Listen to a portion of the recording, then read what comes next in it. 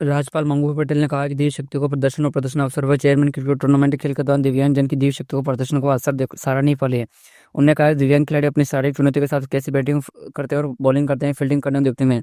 उन लोगों को जो मामूली शारीरिक मानसिक चुनौती से निराश हो जाते हैं उन्हें प्रेरणा और सीख लेना चाहिए। मध्य प्रदेश में सतना जिले में एक भीषण सड़क हादसा हुआ है, जहां पैसों से लदा एक ट्रक बीच रास्ते में पलट गया और रास्ते में सारे पैसे गिर गई। इस हादसे में 10 से 15 पैसों की मौके पर ही मौत हो गई, कई पैसे गंभीर रूप से घायल हो गई। ट्रक में करीब 80 से 90 पैसे लोड थी, जिनकी तस्करी की जा रही थी। हादसे के बाद स्थानीय लोगों ने इसे पुलिस को सूचना दी और पुलिस मौके पर पहुंची। यह हादसा चित्रकूट घाटी में हुआ है।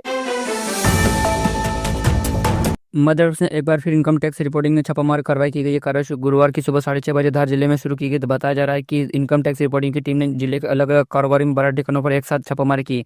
करीब 28 वाहनों के सवार इनकम टैक्स रिपोर्टिंग के अधिकारियों ने टीम के संबंधित कारोबारी के बंद कमरों में सर्चिंग कार्रवाई की गई है। मध्य प्रदेश में ईज ऑफ यूटीआई बिजनेस को बढ़ावा और नियमों कानून को उल्लंघन करने और जेल के डर को दूर करने का जन विशाल बिल लागू करने की तैयारी की गई। कई मामलों में जेल की सजा खत्म कर्म हो जाएगी, बेल्टल बढ़ जाएगी। शासन के निर्देश पर विभिन्न विभागों में जैसे उद्योग, नगरीय विकास, राज्य स्तर, पंचायत स्वास्थ्य आदि से संबंधित कानूनों को प्रावधानों को संशोधन किया जा रहा है। मध्य प्रदेश के किसानों को मुख्यमंत्री मोहन यादव कैबिनेट बैठक में पहले मंत्रीगण को संबोधित करते हुए कहा कि सोयाबीन और धान खरीदने के लिए बनाए गए उपार्जन केंद्र का अवलोकन करें। सीएम ने कहा कि उपार्जन किसानों को अगर कोई समस्या आ रही है तो संबंधित विभाग को उसकी जानकारी दें। सीएम के अनुसार 25 अक्टूबर से सोयाबीन उपार्जन और 31 दिसंबर तक चल रहा है, जिसमें रोजाना करीब 20,000 टन सोयाबीन की आवक हो रही है। मध्य प्रदेश के विजयपुर विधानसभा में हुई उपचुनाव में हार का सामना करने वाले वन मंत्री रामेश रावत का इस्तीफा मंजूर कर लिया गया। सीएम मोहन यादव के अनुशासन के बाद राज्यपाल मंगू पटेल ने भी रावत का इस्तीफा स्वीकार कर लिया। इसके बाद अगले वन मंत्री की तलाश में शुरू हो गई है, जिसमें नागर सिंह चौहान व राकेश शुक्ला का वन मंत्री के नाम में दौड़ रहा है।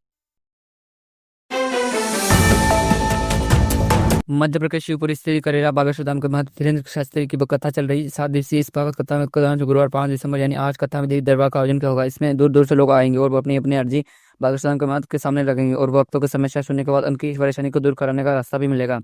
लोगों की संख्या का 1 लाख से पार हो सकती है। एलिवेटेड रोड पेज 1 और पेज 2 के निर्माण कार्य में बाधा बनने वाले संपत्तियों का अतिक्रमण जल्द हटाया जाएगा। इसकी तैयारी जल्द से जिला प्रशासन, पीटीवेल, नगर निगम सहित संबंधित विभाग द्वारा लगभग पूरी कर ली गई। साथ ही एलिवेटेड रोड दूसरे पेज का कार्य दिसंबर के प्रथम सप्ताह से शुरू किया जाएगा, जिसमें 22 दुकान हटाई जा चुकी और लगभग 40 संपत्तियों पर अब जल्दी कार्रवाई की जाएगी। मध्य प्रदेश केंद्रीय पुलिस ने अपराधियों को लेकर एक ऐसा कदम उठाया जिनकी कीमत फूटी कौड़ी की जीती होगी। ताजा मामले में अनिल दक्षिणी हत्याकांड को गोवा खत्म करने वाले एक और आरोपी को गिरफ्तार किया जाएगा। खास बात है कि बीटू पर 50 पैसे का इनाम था। यह अपराधी को लेकर पकड़ने वाले 4 पुलिसकर्मियों के बीच में बांटा जाएगा, जिससे हिसाब हर पुलिसकर्मी को इनाम में रूप में मिलेंगे।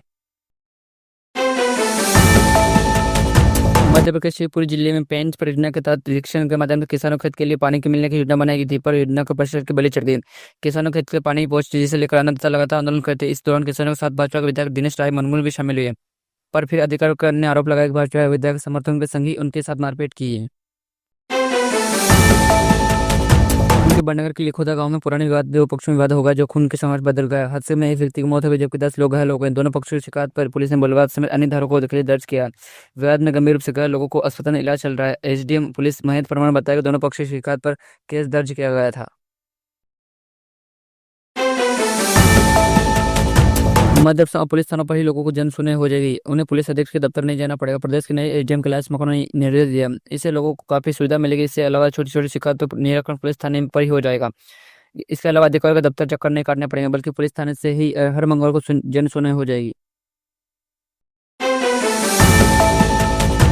बांग्लादेश में हो रहे हिंदुओं पर अत्याचार के विरोध में मध्य प्रदेश में बुरहानपुर में बुधवार को संकल्प हिंदू समाज रैली निकल गई। रैली का मुख्य आकर्षण का केंद्र एक दूल्हा और दुल्हन रहा।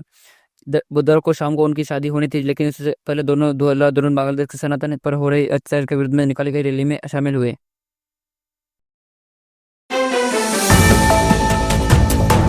मध्य प्रदेश शेरपुर जिले में कुनैल नेशनल पार्क में आने वाले पर्यटकों के लिए अच्छी खबर है। अब यहाँ बड़े से खुले जंगल में चीता को छोड़े जाने का सिलसिला शुरू होगा। अंतर्राष्ट्रीय चीता देश का सर्व 2 चीते अग्नि और वायु को बड़े बाढ़ के खुले जंगल में छोड़ा जाएगा।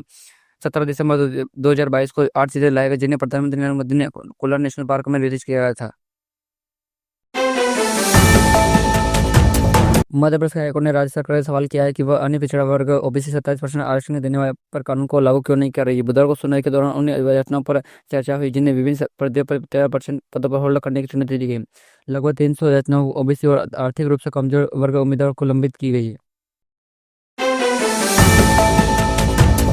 रतलाम के लोकायुक्त पुलिस ने उज्जैन की अदालत रतलाम जिले के नामली थाना क्षेत्र स्थित ग्राम पंचायत स्थित पंचायत भवन में किसानों को 40,000 रुपए की रिश्वत लेते पकड़े आरोप रमेश चंद्र बैरागी को रंगे हाथ पकड़ लिया। उसके रिश्वत की राशि जब्त कर ली गई। खिलाफ भ्रष्टाचार के निवास अधिनियम के तहत 7 का तहत प्रकरण दर्ज किया गया। पटवारी को नोटिस देकर छोड़ा गया है। इंदौर 12 वर्ष से ज्यादा पुरानी स्कूल बस अब सड़क पर नहीं दौड़ेगी। मध्य प्रदेश हाईकोर्ट की इंदौर खंड की 7 वर्ष पहले हुई दिल्ली पब्लिक स्कूल बस हादसे को लेकर चल रही अलग अलग जनजाति याचिकाओं को बुधवार शाम एक साथ फैसला जारी कर दिया गया है। कोर्ट ने कहा कि मोटर वेटर एक्टिव स्कूल बसों के लिए अलग कोई गाइडलाइंस नहीं है। ऐसे में जरूरी है लोगों की मेहनत की कमाई को साइबर अपराधी किस तरह से पल भर हड़प रहे हैं, इसकी बानगरी रोजाना सामने आ रही है। गढ़ा क्षेत्र में एक ऐसा मामला सामने आया है जहां तो न ओटीपी पूछी और न ही कोई पर्सनल जानकारी। सिम एक कॉल किया और उसकी सिम को इस सिम में तब्दील कर पीड़ित के अकाउंट से 1 लाख रुपए पार कर दिए गए। कृपया ऐसे फ्रॉड से बचें।